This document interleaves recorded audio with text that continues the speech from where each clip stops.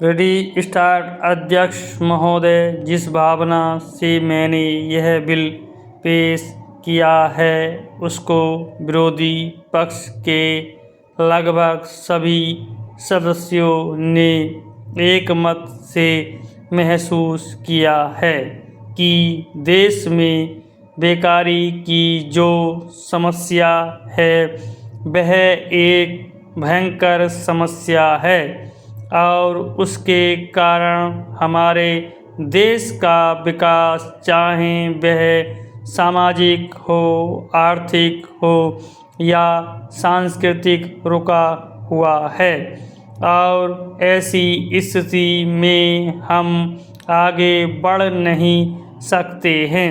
इसी प्रकार से इस परिस्थिति का निर्माण हम पिछले 54 वर्षों से देख रहे हैं। मंत्री महोदय ने यहाँ पर अभी कहा है कि राष्ट्रपति इस काम को नहीं कर सकते क्योंकि वह उनके अधिकार के बाहर है। आप राज्यों में राज्यपाल शासन स्थापित करते हैं जब यह देखते हैं कि राज्य में वहाँ की व्यवस्था, वहाँ का विकास ठीक नहीं हो रहा है, जब किसी राज्य में गड़बड़ी फैल रही हो, विकास का काम समाप्त हो गया हो और जिम्मेदारी से लोग काम न करते हों, तो वहाँ पर राज्यपाल शासन स्थापित किया जाता है। ऐसे बहुत से उदाहरण हमारे देश में मौजूद हैं। उसी प्रकार से हमारे राष्ट्रपति हैं और अगर देश में इस तरह की स्थिति वर्षों तक चले तो कोई कारण नहीं है। आपात के रूप में राष्ट्रपति इस देश की सुरक्षा के लिए, इस देश की उन्नति के लिए जिम्मेदारी अपने हाथ में न ले सकें। हमारे भाइयों ने बहुत से उदाहरण दिए हैं कि राज्यों में संयुक्त सरकारें नहीं चलीं, लेकिन उसके पीछे राजनीतिक हथकंडे थे।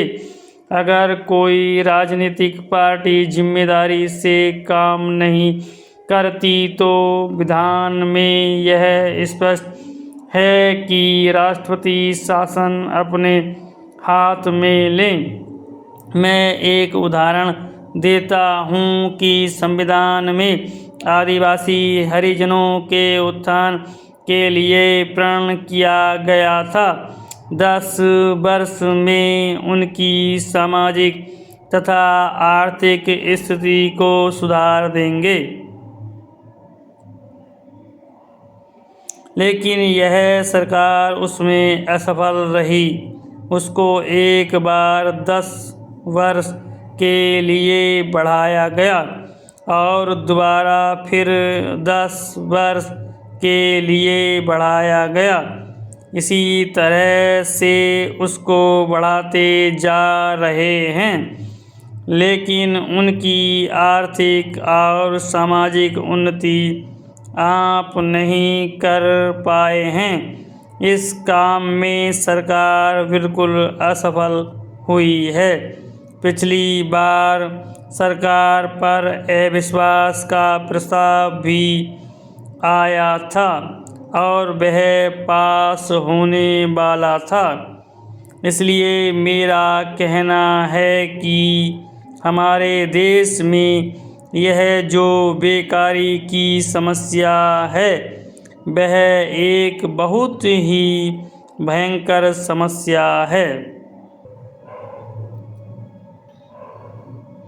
अध्यक्ष महोदय, मैं आज एक ऐसे विषय पर बोलने जा रहा हूँ जो देश के सामने एक बहुत बड़ी समस्या बना हुआ है।